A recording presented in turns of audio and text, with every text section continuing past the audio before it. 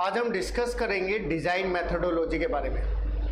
ऐसा नहीं है कि हमने डिज़ाइन मेथडोलॉजी पहले नहीं समझी हुई है, हमने इससे पहले यूनिट सेकंड में भी डिज़ाइन मेथडोलॉजी करी थी, लेकिन वो प्रोसीजर प्रोग्रामिंग के लिए थी। और आज हम डिस्कस कर रहे हैं ऑब्जेक्ट ओरिएंटेड प्रोग्रामिंग के लिए।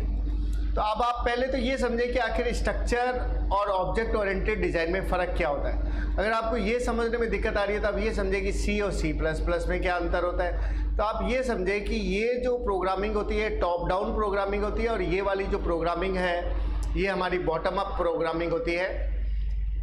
आपको ये भी पता होगा कि क्योंकि हम जब C लैंग्वेज यूज़ करते हैं तो उसमें हम किसी भी फंक्शन को कई सब फंक्शन के अंदर डिवाइड कर देते हैं। मतलब वो हमारा जो फंक्शन है वो कई सब फंक्शन में क्या हो जाता है, डिवाइड हो जाता है। जबकि इसके अंदर हम लोग क्लास है, ऑब्जेक्ट है, वो हम लोग बनाते हैं और उसी का ही हम लोग उपयोग लेते हैं। अब अगर हम लोग आगे डिस्कस करें तो फंक्शन कॉलिंग होता है इसके अंदर, और इसके अंदर हम लोग मैसेज पासिंग करते हैं, आर्गुमेंट पासिंग करते हैं, ऑब्जेक्ट के द्वारा फंक्शन को कॉल करते हैं। इसी तरह से इसमें सॉफ्टवेयर का रीयूज पॉसिबल मुश्किल से होता है, जितना इजीली रीयूज ऑब्जेक्ट ओरिएंटेड में किया जा सकता है। ये real time system, embedded system, उसके लिए ज़्यादा सूटेबल। ऐसा नहीं है कि ऊप्स जो C++ है वो सूटेबल नहीं है, वो भी है, लेकिन वो ज़्यादातर बिजनेस एप्लीकेशन, गेम्स के प्रोजेक्ट हो गया, वहाँ पे ऊप्स की प्रोग्रामिंग ज़्यादा यूज ली जाती है। अगर आपने देखा होगा कि मैंने अगर आपको डिज़ाइन मेथडोलॉजी समझाया तो DFD OER मॉडल जो समझाया था, और यहाँ पे आप क्लास डायग्राम या UML का उपयोग लेते हैं। इससे आप प्रोजेक्ट को आसानी से मैनेज कर लेते हैं, क्योंकि ऊप्स के कंसेप्ट के द्वारा मैनेज करना थोड़ा सा क्या रहता है, मुश्किल रहता है। अब अगर हम ऑब्जेक्ट की बात करें तो जैसे कि अगर आप सॉफ्टवेयर इंजीनियरिंग के सारे वीडियो तुम देख रहे हैं तो आपको पता है कि जो भी हमारा प्रोसेस होता है उसका एक निश्चित तरीका है। तरीके में क्या होता है कि हम लोग सबसे पहले एनालिसिस करते हैं, हम लोग समझते हैं, जिसको हम लोग बोलते हैं OOA बोला जाएगा इसको, ऑब्जेक्ट ओरिएंटेड एनालिसिस। सबसे पहले हम एनालिसिस करते हैं, फिर हम लोग डिज़ाइन करते हैं, फिर इससे प्रोटोटाइपिंग आ गया, फिर हम उसको इम्प्लीमेंट करते हैं, टेस्टिंग करते हैं। ये हमारे तरीके होते हैं। अब हम लोग सबसे पहले अगर बात करें तो अगर हम सिस्टम की आवश्यकताओं को समझते हैं तो हम यूज केस मॉडल का उपयोग करते हैं। तो UML डायग्राम में हम लोगों ने पढ़ा भी था कि एक यूज केस मॉडल भी होता है। इसमें हम लोग ये देखते हैं कि यूजर और सिस्टम के बीच में इंटरेक्शन का यूज क्या है, वो कैसे काम कर रहे हैं, उस चीज़ को हम लोग एनालिसिस करते हैं। हम ये देखते हैं कि कैसे हम लोग उस सॉफ्टवेयर को बनाएंगे, उसकी आवश्यकताएं क्या है, कैसे उसका वर्क हो रहा है, क्लास कौन कौन सी है, ऑब्जेक्ट कौन कौन से हैं, और उनके बीच के रिलेशनशिप कौन कौन से हैं। इसी तरह से अगर हम लोग बात करेंगे तो ऑब्जेक्ट ओरिएंटेड डिज़ाइन आएगा। जैसे मैंने आपको बताया था, वहाँ पे आप DFD और ER डायग्राम बनाना सीख रहे थे। यहाँ पर आप लोग क्लास हो गया, एट्रीब्यूट हो गए, मेथड हो गए, स्ट्रक्चर हो गए, उनको आप आइडेंटिफाई करेंगे और फिर उसके अकॉर्डिंग क्लास और ऑब्जेक्ट को आवश्यकता अनुसार आप शामिल कर लेंगे। तो आप कौन सा डायग्राम बनाना सीखेंगे, यहाँ पर UML डायग्राम, जो कि मैंने शुरू में आपको डिफरेंस से बता दिया था। फिर होता है प्रोटोटाइपिंग। प्रोटोटाइपिंग का मतलब होता है जो भी आपने डिज़ाइन कंसेप्ट देखे हैं उसको आप इम्प्लीमेंट करेंगे। एक तरह से आप ये कहते हैं कि हम लोग कोडिंग देखेंगे, यूज़र के अनुसार आवश्यक फीचर्स जो है उसको हम लोग हमारे सॉफ्टवेयर में शामिल कर लेंगे। फिर आता है इम्प्लीमेंटेशन। इम्प्लीमेंटेशन के दो ज़्यादातर तरीके यूज किए जाते हैं, एक तो CBD होता है, एक RAD होता है, कंपोनेंट बेस्ड डेवलपमेंट। ये हम आगे भी पढ़ेंगे। इसमें विभिन्न रेंज की टेक्नोलॉजी का इस्तेमाल करते हैं। प्री बिल्ड होता है, रीयूजेबल कंपोनेंट होते हैं, उनको असेंबल करते हैं और आपस में जोड़ देते हैं। कंपोनेंट मतलब हो गया एक तरह से मॉड्यूल हो गए, बने बनाए कोडिंग के पार्ट्स हो गए, जिसको हम सीधे उपयोग ले सकते हैं। या आप ऐसा समझ सकते हो कि जैसे हमारे बटन्स हो गए, टेक्स्ट हो गए, जिनकी coding automatically develop back side में हो जाती है।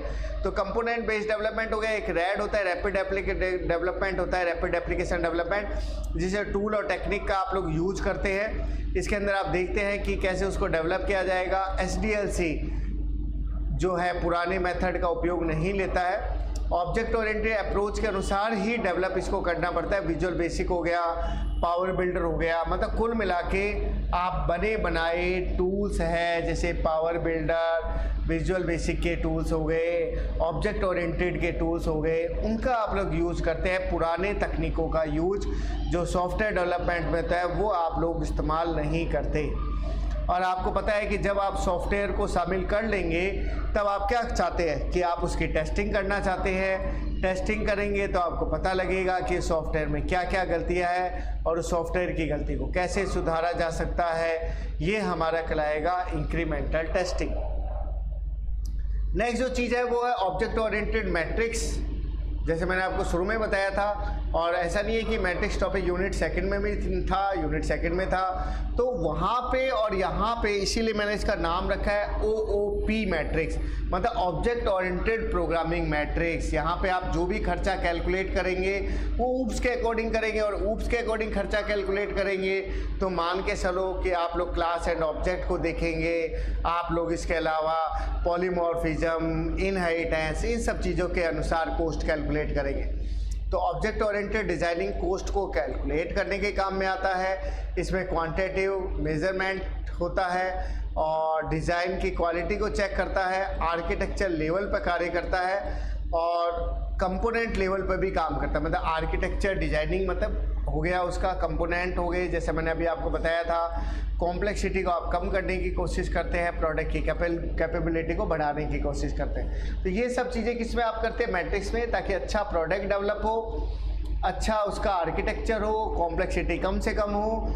मैट्रिक्स जो बात करते हैं इसके दो तरीके होते हैं, एक प्रोजेक्ट बेस्ड होता है, एक डिज़ाइन बेस्ड होता है। मतलब आप ये समझिए कि एक साइज ओरिएंटेड हो गया, एक फंक्शन ओरिएंटेड हो गया।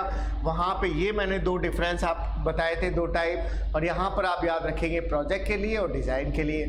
प्रोजेक्ट के लिए अगर आप बात करते हैं तो प्रोजेक्ट बेस्ड मैट्रिक्स को, प्रोसेस को शामिल करते हैं उसके अंदर। उसमें आप प्रोडक्ट को देखेंगे, प्रोसेस को देखेंगे, रिसोर्स को देखेंगे।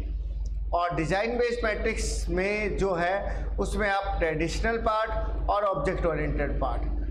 अब प्रोसेस को अगर आप देखते हैं तो सॉफ्टवेयर एक्टिविटी का वह सेट जिसमें सिस्टम डिज़ाइन हो गया, प्रोसेस हो गया, फिर उसकी प्रोग्रेस हो रही है, ये सारी चीज़ें आप टाइमिंग के अनुसार देखते हैं कि भाई कितने समय में आपका सॉफ्टवेयर डेवलप हो जाएगा, टोटल डेवलपमेंट टाइम कितना आपको लग रहा है, उसका डिज़ाइन का प्रोसेस क्या है, उसकी क्या प्रोग्रेस हो रही है, ये सब चीज़ें उसमें शामिल होती है। प्रत्येक प्रोसेस का सब प्रोसेस में भी डिवाइड कर सकते हैं, तो कितने बदलाव आप उसमें कर रहे हैं, उसकी कॉस्ट क्या पड़ रही है, उसकी क्वालिटी बढ़ाने में, उसे कौन कौन से टूल यूज हो रहे हैं, ये सब तीन चीज़ें मिला के आप लोग उसका कॉस्ट कैलकुलेट कर सकते हैं। कितना बदलाव हुआ, क्या क्वालिटी है, क्या कौन कौन से टूल यूज कर रहे हैं, उसके अनुसार। प्रोडक्ट की अगर आप लोग बात करें तो सॉफ्टवेयर प्रोडक्ट क्वालिटी और कंट्रोल है, इसके द्वारा प्रोडक्ट की कॉम्प्लेक्सिटी को हम लोग पता करते हैं। ये है प्रोडक्ट में सॉफ्टवेयर लाइफ साइकिल को भी मेजर करता है। इसमें निम्न प्रकार की प्रॉपर्टी पाई जाती है। मतलब आप ये देखते हैं कि सॉफ्टवेयर की प्रोडक्ट क्वालिटी क्या है, उसको आप कंट्रोल करेंगे, प्रोडक्ट की कॉम्प्लेक्सिटी क्या है, जटिलता कितनी है, कितना मुश्किल है, ये सब चीज़ें आप उसमें शामिल करेंगे, और सॉफ्टवेयर के लाइफ साइकिल के अंदर इन सब चीज़ों। तो अब देखो आपने क्या क्या चीज़ें शामिल करी, number of width and height of inheritance, मतलब इनहेरिटेंस को आप देख रहे हैं, नंबर ऑफ क्लासेस को आप देख रहे हैं, सीधी कितनी क्लासेस यूज आ रही है वो आप देख रहे हैं। तो देखो इसके अंदर आपने इसके अकॉर्डिंग कॉस्ट कैलकुलेट करी, क्वालिटी के अकॉर्डिंग, चेंजेस के अकॉर्डिंग, टूल के अकॉर्डिंग, और यहाँ पे आपने इनहेरिटेंस क्लासेस के अकॉर्डिंग करी। फिर आता है रिसोर्सेज। रिसोर्सेज से आपने कहा प्रोसेस की एक्टिविटी की आवश्यकताओं को देखते हैं, या किसी भी सॉफ्टवेयर में इनपुट को चेक करेगा, पर्सनल मटेरियल, टूल, मेथड, ये सब चीज़ें देखता है। तो इंटरनल रिसोर्सेज भी होते हैं और एक्सटर्नल रिसोर्सेज भी होते हैं, दोनों चीज़ें होती हैं। अब देखो अगर आप इस पे आप ध्यान देख लें ढंग से, तो आप देखेंगे ये प्रोजेक्ट का साइज कितना है, सॉफ्टवेयर डेवलप और रीयूज हो रहा है क्या, मॉड्यूलरिटी, जैसे मैंने एक टॉपिक आपको बताया था, मॉड्यूल में डिवाइड करना, कपलिंग हो गया, कोहेशन हो गया, इनहेरिटेंस हो गई, एल्गोरिथम हो गया, टाइम कितना लग रहा है, एफर्ट कितना लग रहा है, क्या क्या आपकी रिक्वायरमेंट है, क्या क्या स्पीड है, हम इसके अकॉर्डिंग और इसके अकॉर्डिंग कॉस्ट कैलकुलेट कर सकते हैं। अब एक तरह से आप ये समझ लो कि मैं इजी गोइंग अगर समझाना चाहूँ तो क्या, तो साइज ओरिएंटेड और फंक्शन ओरिएंटेड, क्वालिटी क्या है, कॉम्प्लेक्सिटी क्या है, maintainability, reusability, cost, stability, profitability, मतलब सारे के सारे एक तरह से क्वालिटी फैक्टर आपके हुए। और अब अगर बात करते हैं आप डिज़ाइन बेस्ड की, तो आप कहेंगे लाइन ऑफ कोड, कमेंट और कंपोनेंट। 3 चीज़ों का आप शामिल करते हैं, वो हो गया आपका डिज़ाइन बेस्ड। अब डिज़ाइन बेस्ड मैट्रिक्स की भी अगर आप बात करें तो उसमें ट्रेडिशनल बेस्ड मैट्रिक्स हो गया। किसी भी प्रॉब्लम को मैंने आपको बताया था मॉड्यूलरिटी, छोटे छोटे प्रोग्राम में आप लोग डिवाइड कर देते हैं और उसमें आपके पता करना पड़ता है क्या इन्फॉर्मेशन है, लाइन ऑफ कोड क्या है, कितने कमेंट उसमें शामिल हो रहे हैं। अब उसमें भी साइक्लोमेट्रिक होता है, SLOC होता है। साइक्लोमेट्रिक का मतलब ये होता है प्रोजेक्ट डिज़ाइन के कंट्रोल को देखते हैं, उसको हम लोग बोलते हैं साइक्लोमेट्रिक कॉम्प्लेक्सिटी। मतलब प्रोजेक्ट का डिज़ाइन की कंट्रोल कैसे करना है, उसकी कॉम्प्लेक्सिटी क्या है, वो सब चीज़ें हम देखते हैं। और SLOC में हम क्या देखते हैं, लाइन ऑफ कोड को हम लोग देखते हैं कि कितना लाइन ऑफ कोड है, वो हम लोग देखते हैं। तो ये सब चीज़ें उसमें वेटेड मेथड पर क्लासेस के अंदर हम लोग क्लास के कॉम्प्लेक्सिटी को देख लेते हैं। डेप्थ ऑफ इनहेरिटेंस देखते हैं, इनहेरिटेंस की डेप्थ क्या जा रही है, कितने चिल्ड्रन क्लासेस हम लोग यूज कर रहे हैं। वही हूप्स के कंसेप्ट में क्या होते हैं, चिल्ड्रन हो गया, क्लासेस हो गए, इनहेरिटेंस हो गए, है ना, और लाइन ऑफ कोड हो गया, कॉम्प्लेक्सिटी भी इसने शामिल कर ली, प्रोग्राम कितना टफ आपने बनाया है, मूड हो गया, मूड में आपने ऑब्जेक्ट ओरिएंटेड डिज़ाइन को शामिल कर लिया। काफ़ी बड़ा मैटर है उसको समझने के लिए। तो ये आज हमने 2 टॉपिक ख़त्म करे। एक तो हो गया हमारा ऑब्जेक्ट ओरिएंटेड डिज़ाइन मैथडोलॉजी क्या है, मैट्रिक्स क्या है। नेक्स्ट हम लोग डिस्कस करेंगे डीबगिंग प्रोसेस पे और इंफॉर्मेशन गैदरिंग पे।